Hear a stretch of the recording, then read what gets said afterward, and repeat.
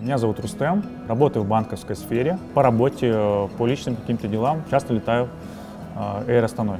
Меня зовут Нурлан, я работаю в фармацевтической компании. Больше года я являюсь обладателем карты Nomad для часто летающих пассажиров. Я зарегистрировался в Nomad-клубе в начале 2017 года, активно летал и накапливал баллы. С марта 2018 года эти баллы они увеличились, то есть за перелет дают в 2-2,5 раза больше баллов. Если ранее Алмата-Астана это было 300 баллов, то сейчас это уже 750.